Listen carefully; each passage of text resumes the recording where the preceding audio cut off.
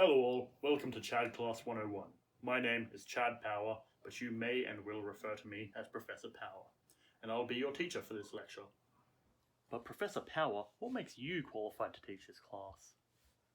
Well, you see, I've been playing this idle clicker game called ChadQuest, which, as you can see, is an enticing and exciting game developed by Team Null for their CSIT226 Major Project. Let's take a closer look. Ah, here's one in the wild. As you can tell, we're on the home page of the idle clicker game ChadQuest. Due to the concept's innocent and non-violent nature, it is appropriate for players of all ages. However, its target audience is of players aged 10 to 25. Its buttons are immediately accessible, alongside with all of the relevant information that you may need whilst playing the game. That means there'll be no scrolling through menus to try and find how much currency you have and anything of the like. Likewise, the core gameplay element is directly accessible from the large area on the screen.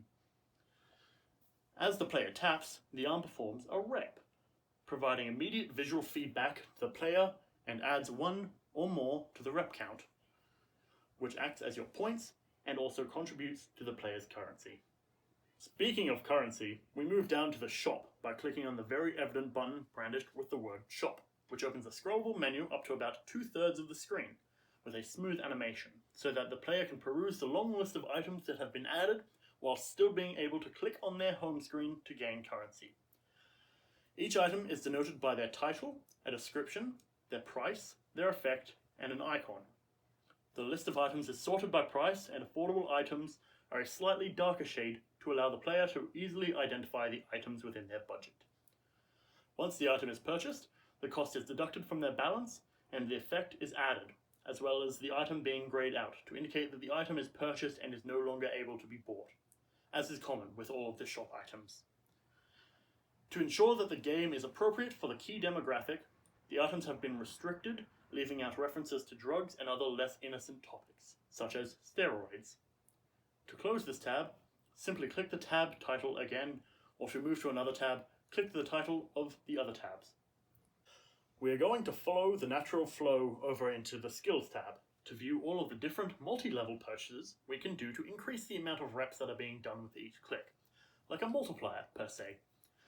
The layout remains the same as compared to the shop, with the same icon, title, description, price, and effect for each purchasable, the same size window, the items highlight in the same manner, etc., etc. The main separator for this, however, is the fact that you can purchase each item with a total of 5 times, the price incrementally increasing every time, as such does the effect. And with each purchase, the arm on the main screen has a visual increase. For example, when we upgrade the bicep, as you will see, the bicep gains some muscle. Like the shop items, the upgrades have been restricted to prevent the content from becoming too mature to allow the younger sections of the demographic to play. Of course, we will follow the natural ocular progression to the next tab, the Location tab. As is visible, it shows your location relative to the nearest gym establishment, as well as an approximated distance and current multiplier due to proximity on a same-size window as the previous 2 tabs.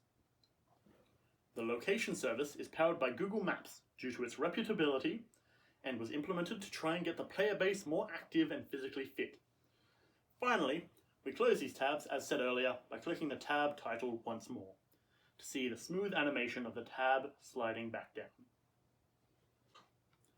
Next, we move to the easily clickable icons, noting that they highlight when hovered over, signifying that they are clickable.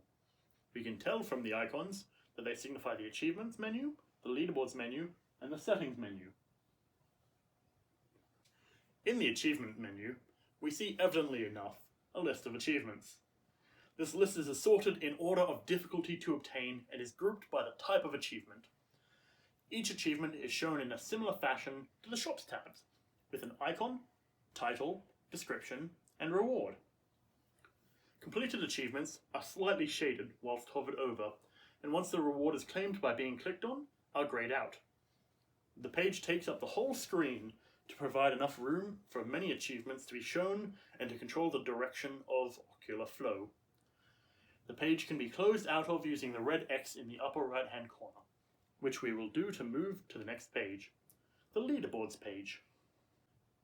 In the leaderboards page, similarly to the achievements tab, the entire screen is taken up so that the top players can be observed and flow can be controlled. Each top player is signified by their name and icon, the amount of reps that they have performed, and their position on the scoreboard. There is a simple system in place which restricts users from entering explicit names, so that when users click onto the leaderboard, they will only see individuals with appropriate names.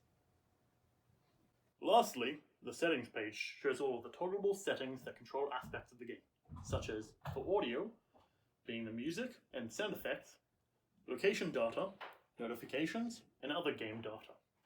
The page is consistent to the previous two screens, taking up the whole page for the same reasons. That has been the first and only lecture of CHAD class. Thank you for attending. Have fun.